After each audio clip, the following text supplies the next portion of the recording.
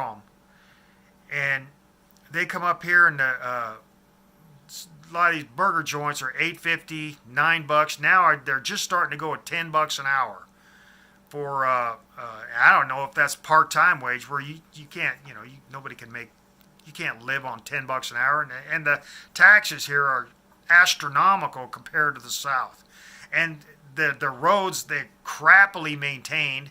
They can't, you'd think that as much snow as we get, that they could keep the snow off the routes. They still use rock salt here to clear a road. I mean, to get rid of ice on a road. Rock salt, they throw it down, and it's like all sorts of sizes. It's not small. Even if it is small, it's real windy here in Iowa. You get out on the interstate, you can be in the city, and it's not that windy. I mean, it takes a lot of wind for when you're living in the city for the wind to hit you. But you get out on the roads, on the interstates, and on the highways, you get blown sideways. I mean, it is extremely windy here. The flags are almost always standing straight out. And it's just always, and that's the reason we got so many wind turbines here, is because it's just so freaking windy here. But they put this rock salt on, and not only does a car, I mean, this is what, I don't know when rock salt first came in to get rid of ice on the roads. I can go out, and if I go out in the morning when they're plowing, they can't even plow. You'd think they'd have the rolling brushes, like construction sites have to get rid of dirt. They have brushes, but they use the blades. They concave the road.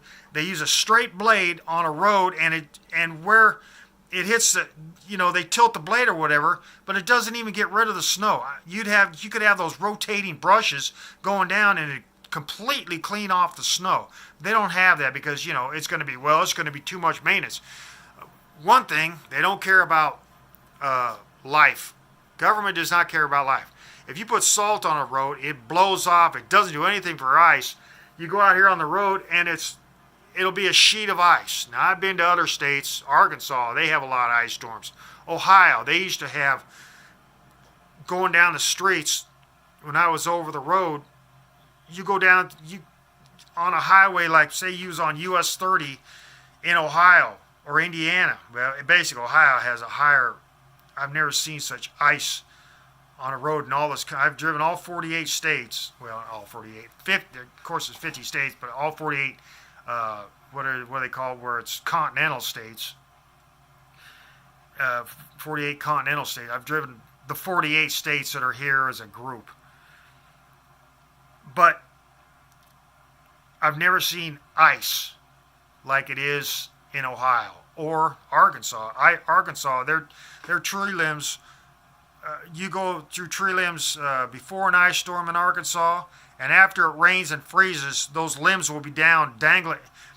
You'll be going down, and you'll have to stop in the middle of the road because trucks are about 13 foot 3 inches, 13 foot 5 inches tall to go under 13 foot 6 clearance bridges and stuff. And the trees are all supposed to be trimmed like I don't know. I think it's around here. It's like I think 14.9. Electrical lines and all that going across the roads are supposed to be like 14 foot 9 inches. I think I was looking at some law. Even if you have a line going across your driveway, it has to be 14 foot 9 inches above the driveway. All these clearances, you go down roads. I mean, if you go through Pittsburgh, you can see lines going across roads and stuff that are definitely not up to code. I mean, these people put these lines in. Then anyway, the trees, they might have been cut at a proper height, but when that ice sags on them, they drop down, they break, and you hit them. You coming around a corner or something, all of a sudden there's a tree limb dangling down in front of you because it's so heavy laden with ice, and you got cars coming at you, and you can't put your brakes on enough, and it bangs your freaking trailer because that ice is drug. It's crazy, and there's places, the government, if you go down to a street, if you look down a street and you come up to a corner and you look down the street, they put brushes or trees in your line of view to be able to get out onto you can't even look. You have to basically drive out into the street to see around all these brush, because the government has said, well, we have to beautify the area, and so we can put brushes and stuff all up and down the parking. Well, people can't see around it. Or they'll put signs, they'll put signs and you can't see around the signs, or the trees, or they just, it's these government officials say, oh, we'd like to beautify the area. So that, they vote in somebody and said, oh, I have a beautiful yard, and why don't we put brushes down this? And they don't, they probably don't even drive because have people driving around. Well, you're famous, I'll drive you around for free. And so they never have to buy a car. They don't have to buy insurance.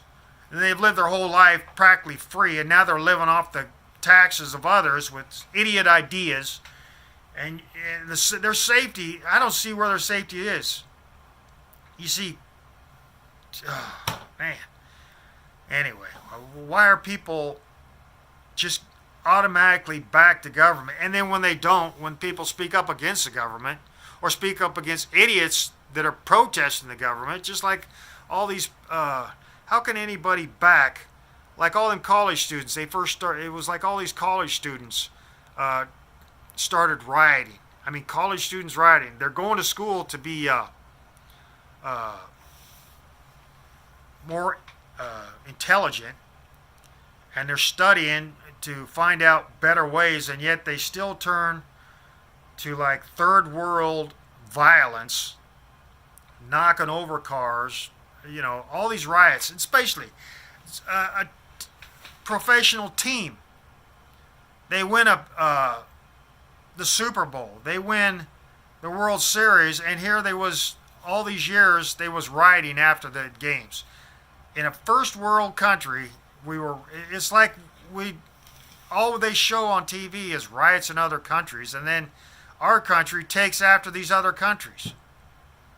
Why is this country so into following instead of leading?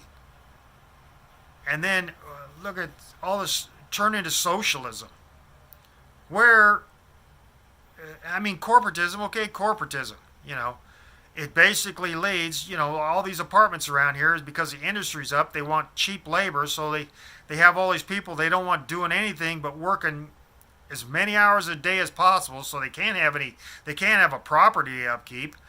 All they want is people that work and work and work to death. You have no life.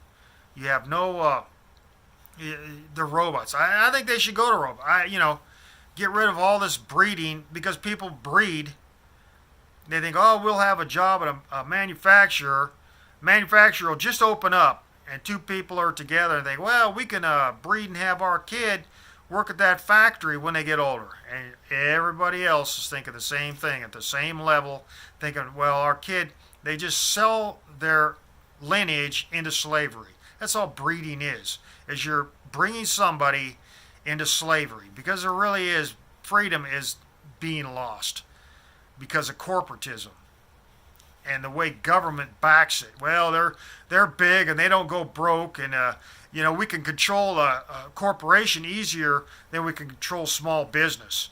A small business over here, well, we can run them out of business, because if we want to put a corporate industry in the area, we can easily run those people out of business. Like, I was looking at something here. There's some video on YouTube where they put an art downtown Des Moines here. They got this art exhibit because of some people.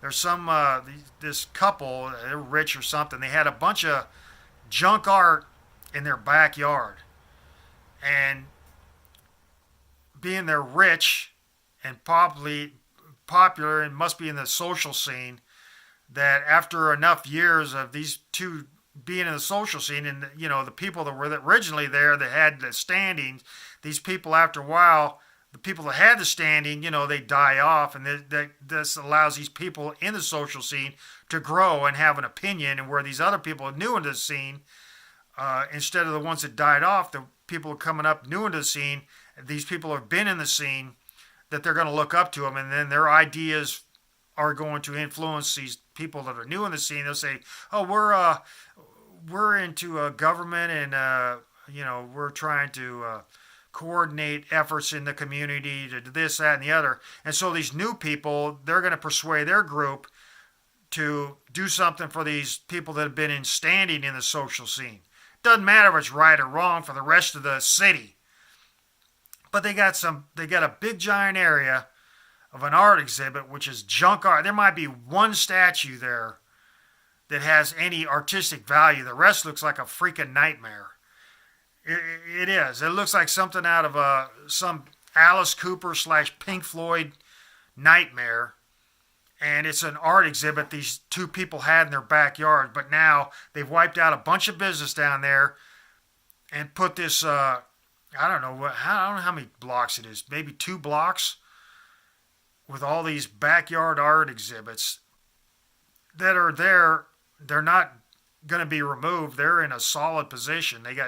And it's right down where there used to be business. And the news said, well, what used to be shabby old businesses here is now a beautiful park with all these art exhibits. The art is as ugly as the businesses were, and the businesses there, who's saying this guy that was in business, the government ran him out because, well, we got these people. We're on the social scene. This guy in the business is working. He's doing this, that, and the other.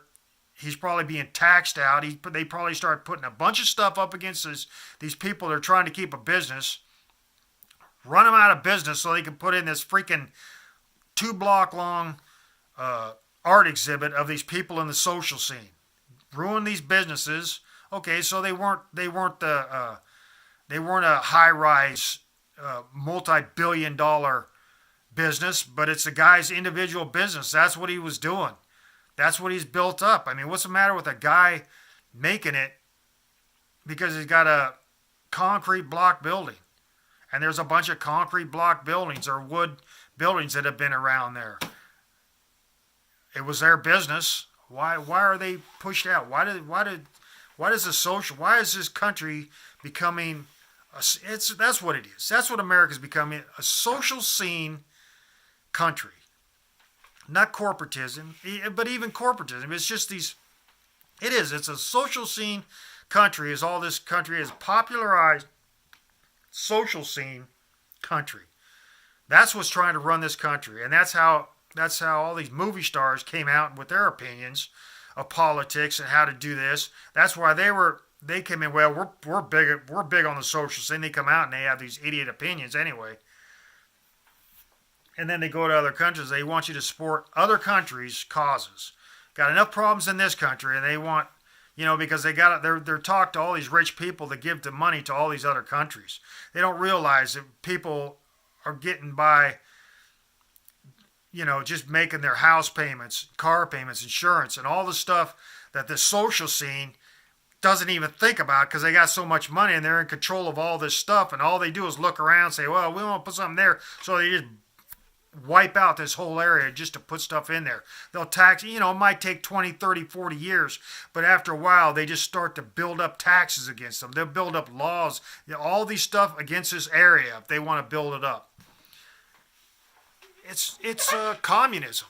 It is, because there is where's the freedom if you live in an area that's being steamrolled by this social, it's not even an etiquette, because there's no etiquette or morality to people that go take what they want, do what they want. These people have been living here, and just like they got a Blight project here. I know they got it in other cities, but that what they wanted to do is go in there and build apartments or build what they want to build in that area. There might be if there's one person living on a neighborhood or that doesn't want to move out. Maybe there's 2 or 3 people that don't want to move out. They will, after a while, in fact, this happening right here. A couple years ago, they went into a Blight project. They said, well, we want a couple of these streets that have blighted houses. We're gonna buy out the blighted houses, and that's not what they're thinking. They're thinking we're gonna destroy this neighborhood and build what we want in there. But they're saying we're going to buy up, it slowly gets the public opinion. And then the next broadcast, a year from then, they say, oh, look what we've done with this area. And then they slowly turn, over a year or 2 years or 3 years, they slowly turn those cameras on saying, oh, these people, what do you think of what they're doing here? And they get the opinions of the other neighbors. And then one neighbor might say, hey, we know what's going on. They're going to run us all out of the air. And everybody watching saying, oh, listen to that conspiracy theorist. And then after a while, they forgot what that person said. And a couple years later, they've taxed or lawed their way through. And so all these people are being pushed out. And there's one person there, trying to make a stand. And then they'll back them for a while. And then something will happen. There's enough pressure, and people can't handle social pressure. After a while, they'll be destroyed by the social pressure. It's subliminal or something, but it causes a person, and social people know this. They know if they just have a constant pressure, and they just like pass the buck pressure. It's like tag team pressure. They don't have to sit there and why am I saying this? Because it's probably building up new people saying, oh, well, we can social pressure. We could tag team pressure somebody and move them out of our area. Well, I think that's what we'll do. We'll get rid of all the blah blahs in our area. And anyway, I don't even know what I was talking on this vid for. This is 38-minute vid. I don't even know what I'm ranting about.